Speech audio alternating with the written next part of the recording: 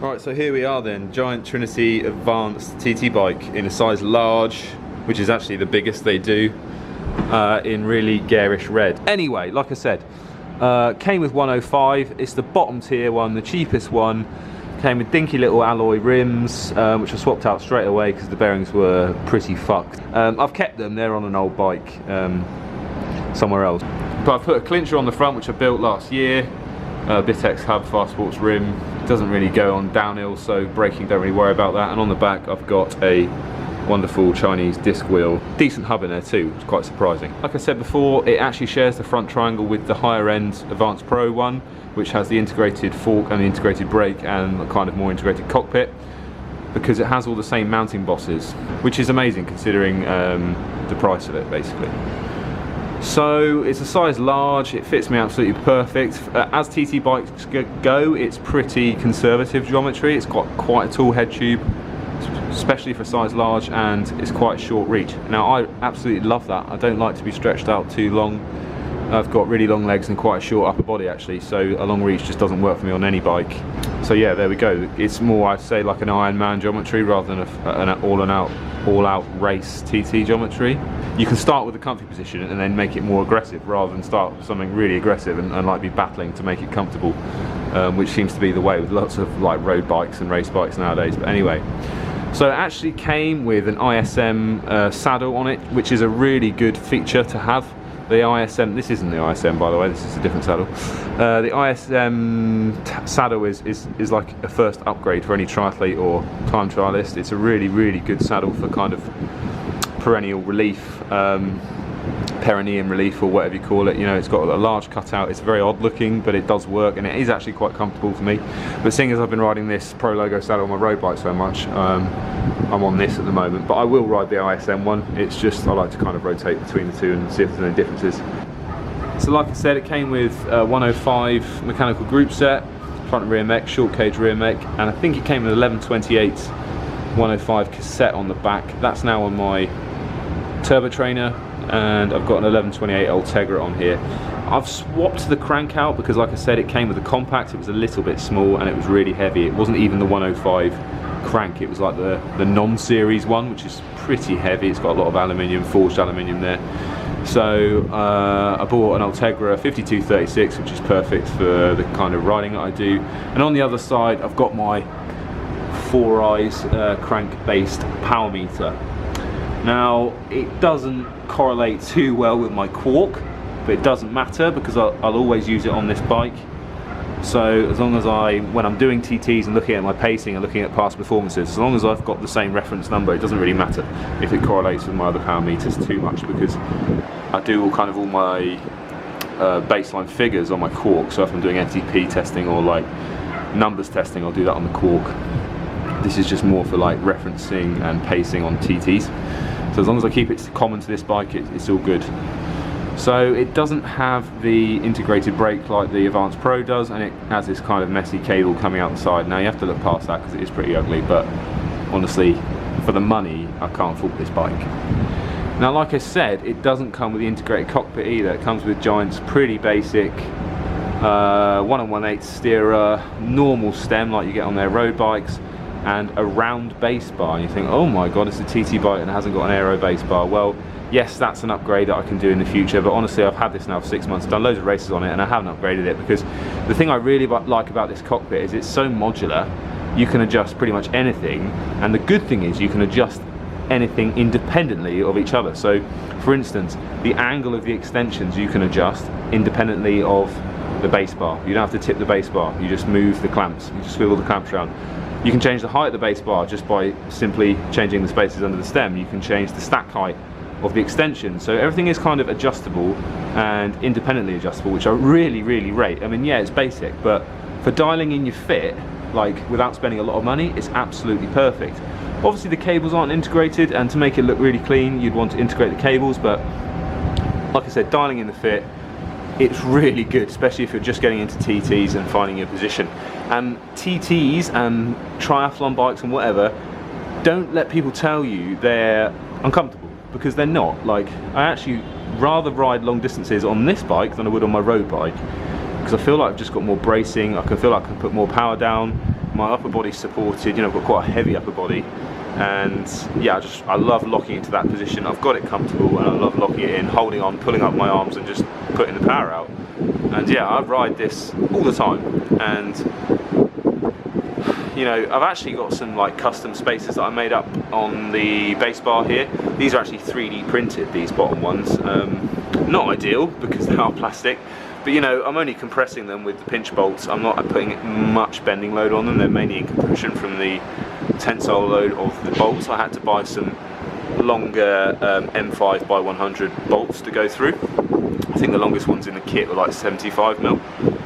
So that's a 25mm extra spacer I put in there, and I'm playing with the height, and then I'll just get them made in 6061 T6 aluminium. It won't be expensive.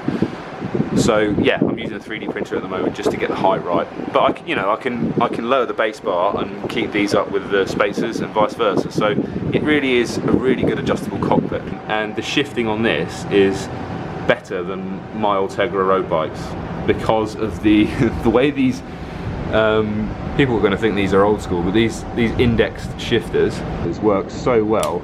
They are so positive, and changing gear is an absolute dream. Okay, I can't change gear on the base bar, but these mechanical shifters, I actually think they're Dura Ace level.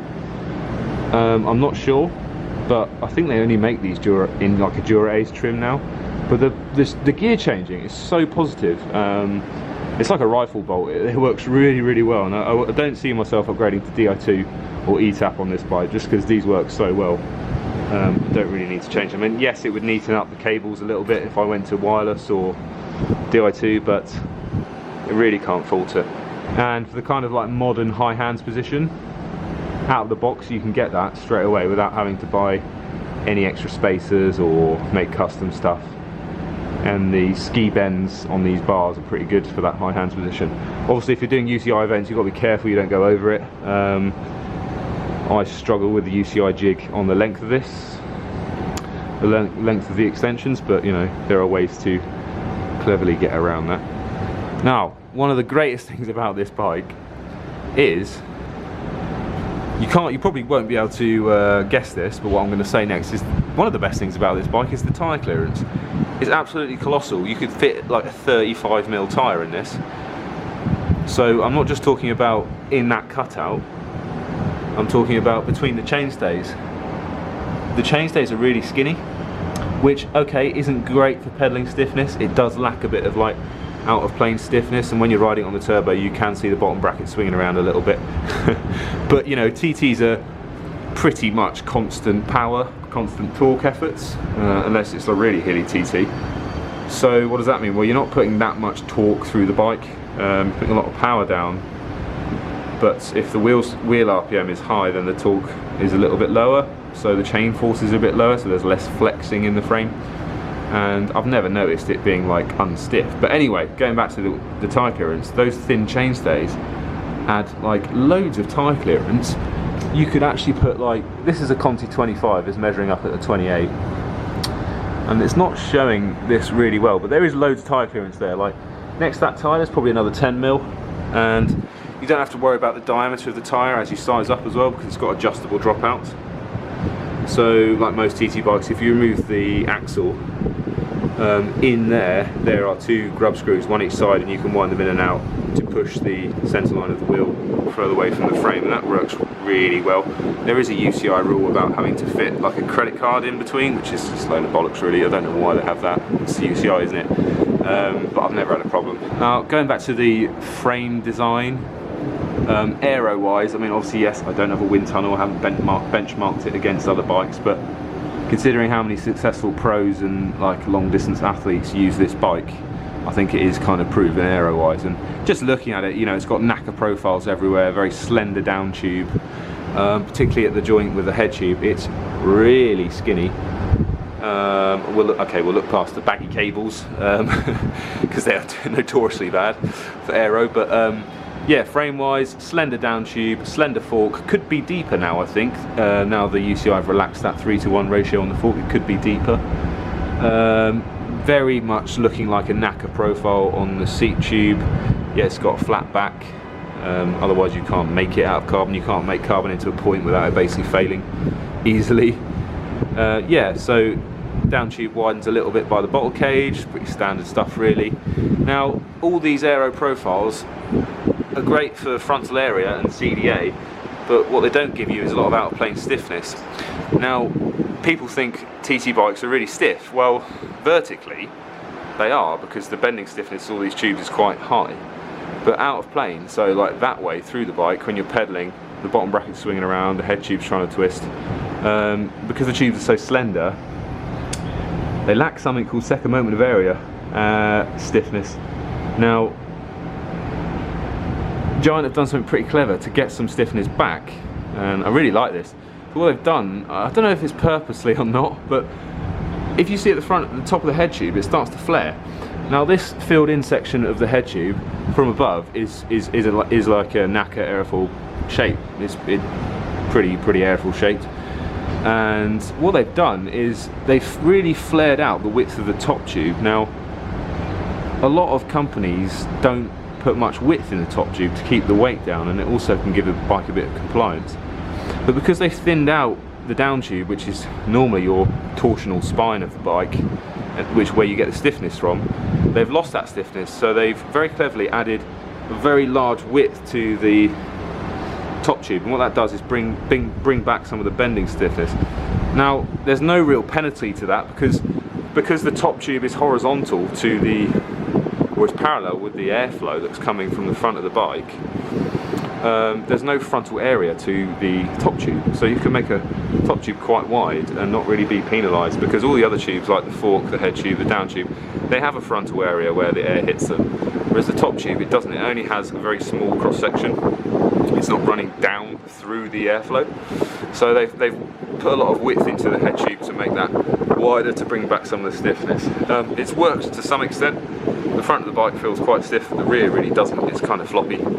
But like you said, you're never going to go sprinting or hill climbing on this bike too hard. So yeah, overall I really like this bike. It's probably the best purchase in terms of value for money that I've ever made in cycling. And yeah, I race on it all the time. Done a load of club TTs, some kind of race series TTs, and fits me really well. The cockpit's so adjustable. Like I said, it's a blessing in disguise. It's a really basic, cheap cockpit, because position's really easy to adjust. And if I had an integrated cockpit like on some bikes, you're kind of limited, and you have to start making custom spaces. And I've been making custom spaces for friends' bikes who've got like top end canyons and stuff, to dial their position in, because they can't adjust the angle of the stack. So I've had to make angled spaces for them and stuff, and yeah, that's cool because it's custom, but you can't just play around with it on the turbo like within the space of 5 minutes. So yeah, there we go. Give it a really good score, 9 out of 10. The only thing letting it down is probably that dirty cabling. There's probably ways to neaten it up, but you know, at that price, got the bike for, like I said, about 1200 quid with a discount. You really can't knock it.